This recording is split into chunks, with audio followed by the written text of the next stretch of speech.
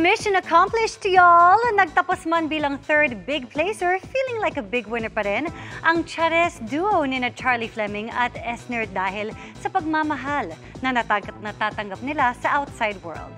Isa-isa ring sinagot ng duo ang comments ng netizens sa pagsalang nila sa GMA Integrated News interviews. Makichika kay Aubrey Carampel.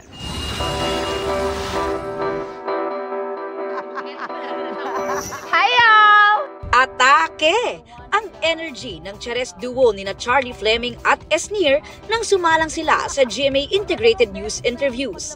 Itinanghal man sila as third big placer. Feeling big winner na rin daw sila dahil sa love and support na natatanggap sa outside world. Anong na-feel nyo yung oras na yon nung tinawag kayo na third placer kayo? Ako naman po, I really wasn't expecting anything. I was just happy na po na nabalik na nga ako sa bahay at napasama na sa Big Four. So, I wasn't expecting big winner and whatever runner, whatever place we got, sobrang contented na po ako dyan. Yung pagmamahal nila, big winner na po kami dahil doon. Marami pong big winner material po sa amin. Kaya, on that night, hindi po ako nag-expect. Pero syempre, there's the hope na kasi sobrang lapit na namin, ganyan. Super happy sa mga natatanggap na mga reactions po ng mga tao. Kasi somehow, super na-appreciate po namin yung mga taong niroot po talaga kami na maging big winner. Isa raw marahil sa kanilang PBB journey highlights ay ang tapatan challenge with the evicted housemates. Sabi ng Chares, di raw nila yun pinaghandaan at sinagot lang ang mga katanungan galing sa puso. Yun po talaga yung totoong mga nararamdaman namin at totoong thoughts po namin about the questions po na naiba to sa amin. The only thing I told Esner was, let's be graceful. Let's handle it with grace. Na hindi kami mag-iinsulto on whatever emotions we will feel. I'm proud of us. Kasi even if we've raised our voices to be heard, we've never given an insult to each and every one of them kasi we still handled it with love po. Sinagot din nila ang ilang puna tungkol sa kanilang naging PBB journey. Si Charlie na pinakabata sa housemates, nasabihang immature. Yes, I misunderstood, but I hope people know that in my generation, a lot of us are misunderstood also.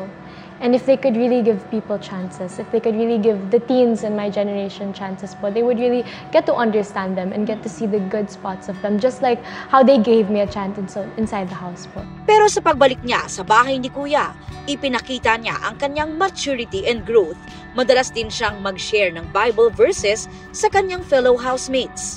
Saan nagkagaling yun at such a young age, Charlie? It came from my mom po talaga. When my mom got to know Jesus, she saw he was good, he saw he was amazing po.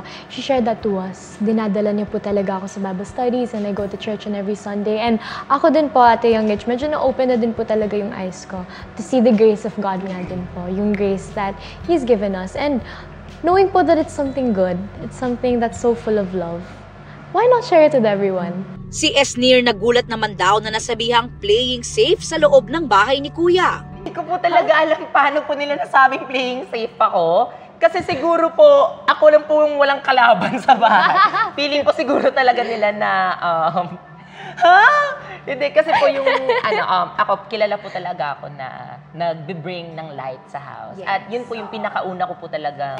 Ikaw talaga yan. Yes. Kumbaga, yun po yung, ako na po yun eh. Yun na po yung pinaka-goal ko po na gusto ko po mag-spread ng positivity sa bahay. At gusto ko po na makapag-share po ng tawanan, laughters, ganyan. Kasi gusto ko po na itong season na to, habang andito po ako, ay ma-love po ng mga tao yung personality ko. At the same time, ma-love po nila ako bilang bakla. Isa naman daw sa ipinagpapasalamat niya ay naging tulay ang PBB sa pagkakaayos ng relasyon niya sa kanyang pamilya, lalo na sa kanyang ama. It's a blessing in disguise po for me kasi pumasok po ako ng hindi po okay yung pamilya po namin sa mga pamilya nila.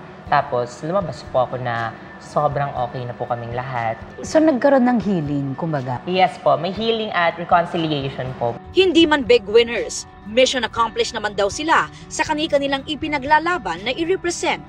Ang mga tulad nilang breadwinners at sa kaso ni Esner, ang LGBTQIA+ community. Yung main goal naman po talaga namin is makapag-share kami ng kwento namin dun sa bahay at maka-influence kami, gamitin namin yung platform po namin para sa mga taong nare-represent po namin. Yeah. Para sa mga breadwinners, para sa mga probinsyana, at syempre sa LGBTQIA+ communities. Aubrey Carampel, updated sa showbiz happenings.